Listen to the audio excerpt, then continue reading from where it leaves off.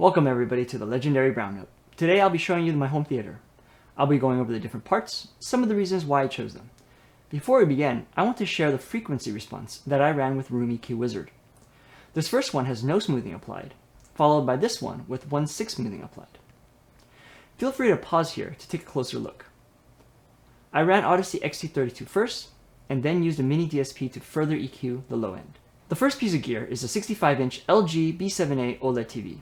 A few years ago, I was looking to upgrade my old 4K TV because it didn't have HDR or Dolby Vision.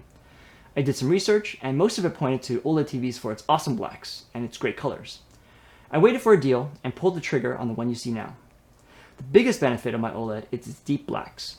Each individual pixel can turn off so you can get a true black instead of a typical LCD where it tries to make the color black. I mostly watch movies, so having deep blacks really helps with the immersion. The biggest downside of my OLED TV is vertical banding. It's most noticeable during dark, uniform scenes, and it'll show up as vertical lines on the display. Here you see a scene from Blade Runner 2049, and you can see the vertical banding, especially on the right-hand side. This effect can sometimes even creep into brighter scenes. My panel is out of warranty, so I'm just going to have to live with it until I upgrade. The next piece of gear is the Denon X4300H.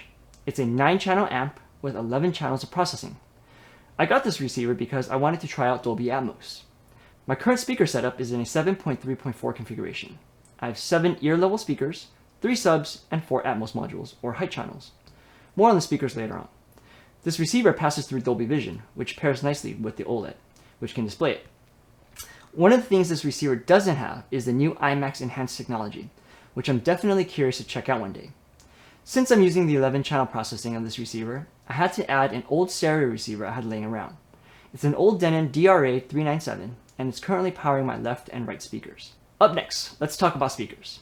I have 6 HSU HB1-MK2s for my front, left, right, sides, and back surrounds. My center is a HSU HC1-MK2.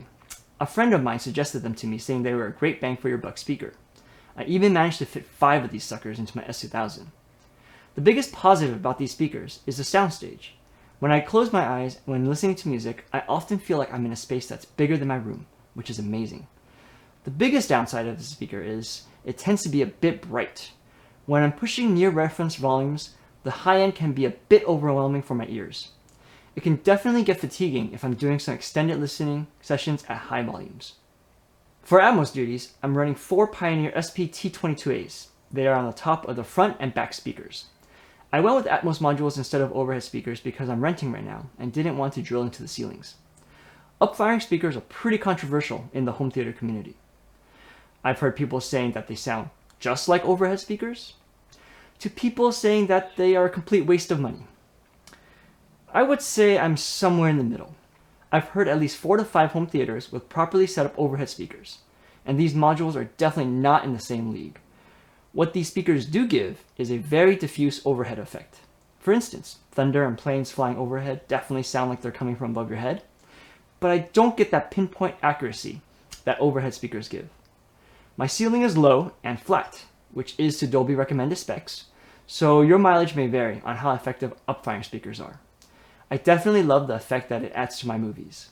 Now let's talk about my favorite part of any home theater, the subwoofer. I will confess, I'm a bit of a bass head and just can't get enough. First up is the Behringer 1200D. This is a 12-inch sub that's known for excelling in one area, mid-bass. It's located behind the couch and fires directly into the main listening position, which is about 1 foot away. It adds that extra oomph to gunshots and kick drums. It even gives the couch a nice little shake from time to time. Next we have the stars of my home theater, dual Rythmik FV25 HPs. These are dual 15-inch direct servo subwoofers. The reason why I got these was because my old dual 12-inch subs from 2005 were starting to chuff and make some weird noises under reference volumes.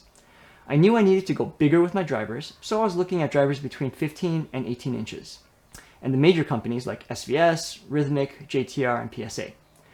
I caught wind of a couple of local people getting rid of the Rythmik FV25s for pretty cheap, and I decided to pull the trigger. I had previously heard an FV15 from a friend, and it sounded great. I'll start off with the major downside of this sub first. It is large and heavy. It's listed at 210 pounds and feels every bit of it. I am lucky to have some great friends that help me move these things up the stairs. They're currently resting on furniture dollies, and that makes it so much easier to move and change settings. The best part of the sub is how quick and accurate it is. Listening to music is fantastic. There's no boominess or ringing. For movies, it extends under 20 Hz fairly well and with good authority. There are definitely heavier hitters out there, but this is no slouch. I've not heard any port noise from these subwoofers, and I've watched movies at a fairly high volume. To calibrate all three subs, I have them plugged into a miniDSP. This little box is a game changer for those that want to further EQ their subs, integrate multiple subs, or get into BassEQ. Using Room EQ Wizard and the miniDSP, it helped me tame some of the peaks I had in my room when using all three subs. If you don't have a way to do parametric equalization of your subs, the miniDSP is an affordable way to do it. BassEQ is something I discovered on AVSForums. A couple of people noticed that some Blu-ray discs had lower frequencies severely filtered. BassEQ is a way of bringing back those frequencies and making them full range again. If you have subs that can dig low with authority, then BassEQ is definitely something you want to look into. My suggestion is to download the demo for Unbroken. I'll provide the links in the description below. Handling playback of my discs is the LG UBK90. It's a budget 4K Blu-ray player that passes through Dolby Vision and is fairly quiet. I only use it for disc playback, so I have not explored any of the other features. Word of warning, apparently people complain that this particular player tends to freeze when playing triple layer Blu-ray discs. I haven't had any problems personally, but it's something to take note of. I use a Chromecast audio to stream my Spotify when I want to listen to my music. It's sad that they've discontinued this product, as it's a great way to add wireless connectivity to your hardware. I use a Chromecast Ultra to cast YouTube and Netflix. Passes through Dolby Vision as well, which is nice. Finally, tying everything together is a Harmony Elite remote with hub. I was rocking an old Harmony 550 for a long time before I upgraded. The benefit of a hub-based one-touch remote is you can program it to turn things on in a certain order and to set the correct inputs. You can also control it via an app. You don't need an Elite to get these types of features, but it was on sale and it served me well. So that's it. You probably noticed that this is a mishmash of some budget and not so budget gear.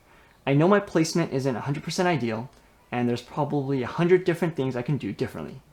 But at the end of the day, I'm happy with the way things currently sound.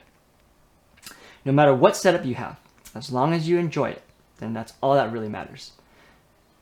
Unless you're still using TV speakers, then we can't be friends.